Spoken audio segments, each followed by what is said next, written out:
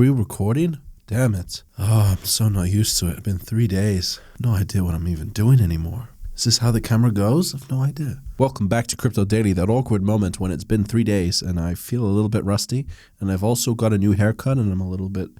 I like it, but maybe you don't. I don't know. My life is so hard.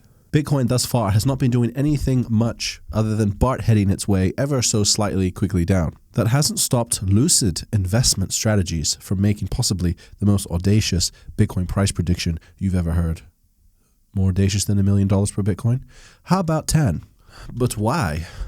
I mean, how? If Bitcoin climbs to $10 million per Bitcoin, it could provide the world community with a stable currency, replace sovereign currencies, and act as a reserve currency of the world incapable of inflation or deflation. Well, if you burn your coins, it's deflationary, which happens.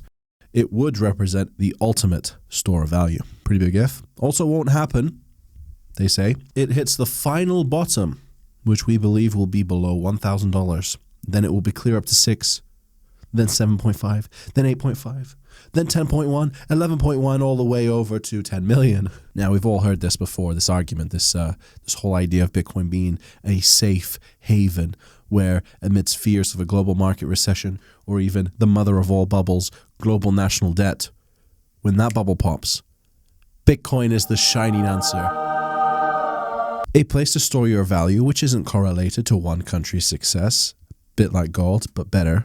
Just ask a Venezuelan if something like that isn't extremely valuable. We thought, maybe foolishly, but we thought we might be somewhere close to that a few weeks, maybe month ago, when the stock market was doing pretty badly, but Bitcoin was doing much better. Could this represent the true flippening? I gave my own thoughts at the time, saying that while yes, this is definitely makes sense, technically could happen, I don't feel it's going to happen this market recession, but maybe the next one. How close were we from Bitcoin, not that way, from Bitcoin showing itself as a truly viable alternative for investments? Well, let's look into that. Ow. An article from CoinDesk today entitled, Bitcoin's Price Counters the VIX. Yes. What is VIX? The VIX measures the 30-day forward-looking volatility of the S&P 500 to gauge the market's fear and risk tolerance, which is why it is commonly referred to as the fear gauge for the broader U.S. stock market. The lower the fear gauge, the better for the stock market, theoretically speaking. What we're looking at here is potentially two completely uncorrelated lines, but let's go with it. The red line represents the VIX index, and the other line, I'm sure many of us know this line. PTSD symptoms every time we see it.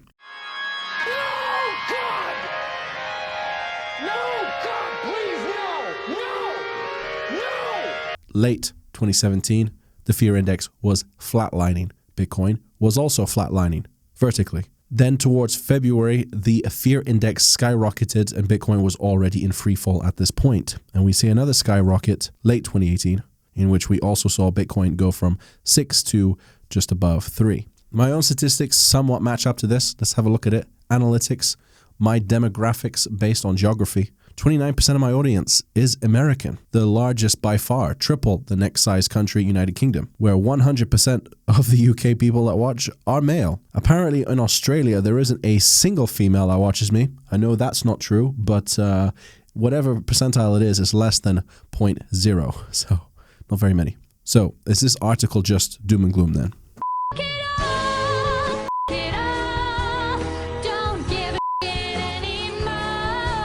So to be clear, that so far, Bitcoin hasn't shown any divergence from the stock market and seemingly goes down when it does. So even if we're going to say that this is completely correlated, this is completely true, that there is a negative correlation between the fear index and Bitcoin, there is a silver lining in which gold has shown a positive correlation, meaning gold does better when the fear index is high. Bitcoin shares many similarities with gold. So I'm still of the opinion that at some point in the future, a cryptocurrency, most likely Bitcoin, maybe Tron outperforms top 50 with 10% gains.